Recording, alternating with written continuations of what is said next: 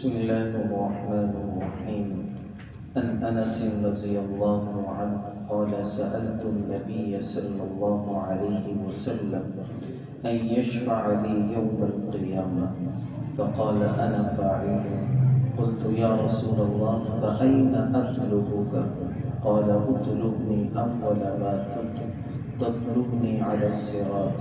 قلت فإن لم ألقاك على الصراط قال فاطلبني عند الميزان.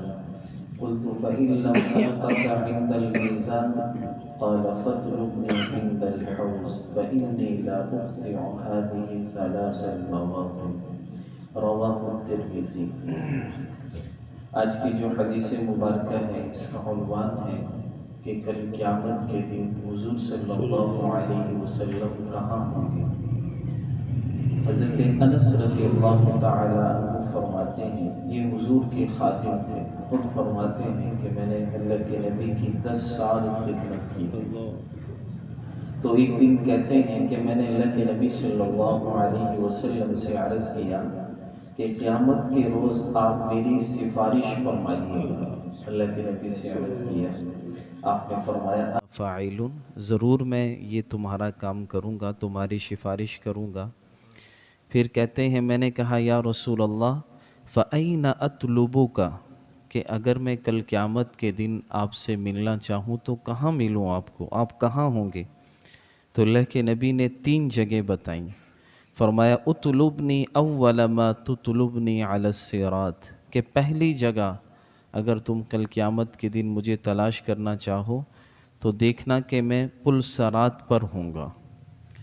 پھر فرمایا، کہتے میں نے عرض کیا فَإِن لَمْ أَلْقَكَ عَلَى الصِّرَاطِ، اگر آپ پل صراط پر نہ ہوئے تو کہاں ہوں گے؟ فرمایا فَاطْلُبْنِي عِنْدَ الْمِيزَانِ، تو فرمایا کہ آپ مجھے جو ہے میزان کے پاس تلاش کرنا۔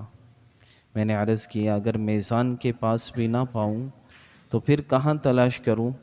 آپ نے فرمایا کہ پھر مجھے حوض کے پاس دیکھنا، اور فرمایا ان 3 مقامات سے دور میں کہیں نہیں جاؤں گا قیامت کے دن، ان تینوں مقامات میں سے کسی ایک مقام پر میں تمہیں ضرور ملوں گا۔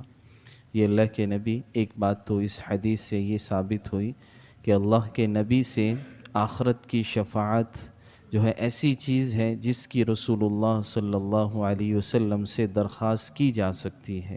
آدمی روضہ رسول پر جائے، وہاں عرض کرے یا رسول اللہ قیامت کے دن میری سفارش کرنا، یہ آدمی کر سکتا ہے۔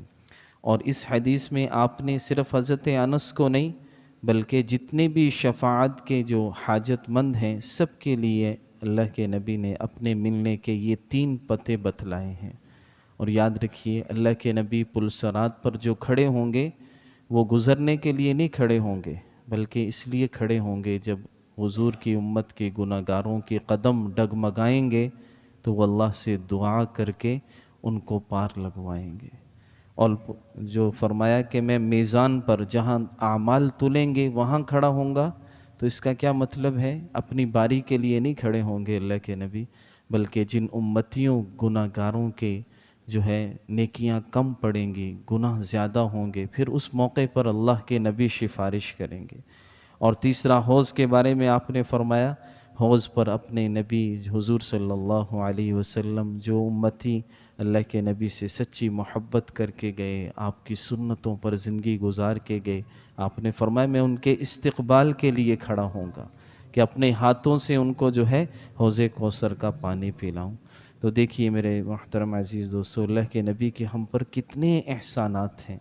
دنیا میں آپ ہر نماز کے بعد اپنی امت کے لیے دعا مانگتے تھے کہ اللہ میری امت کے اگلے پچھلے سارے گناہوں کو معاف فرما دے، ہر نماز کے بعد آپ کی یہ دعا تھی۔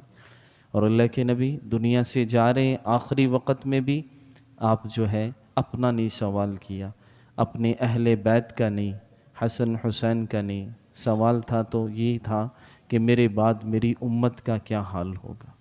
جواب یہ ملا اللہ کی طرف سے، ہم آپ کی امت کو جو ہے عذاب نہیں دیں گے، تنہا نہیں چھوڑیں گے۔ پھر اللہ کے نبی دنیا سے رخصت ہو، اور آخرت میں بھی اللہ کے نبی کو قیامت کے دن ہماری ہی فکر ہوگی۔ تو ہمیں چاہیے بھائی ہم بھی اللہ کے نبی پر کثرت سے درود شریف پڑھیں، اللہ کے نبی سے سچی محبت کریں، آپ کی سنتوں کو اپنانے کی کوشش کریں۔ یہ اللہ کے نبی کی خوش کرنے والی چیزیں ہیں۔ اللہ تعالی ہم سب کو عمل کی توفیق عطا فرمائے۔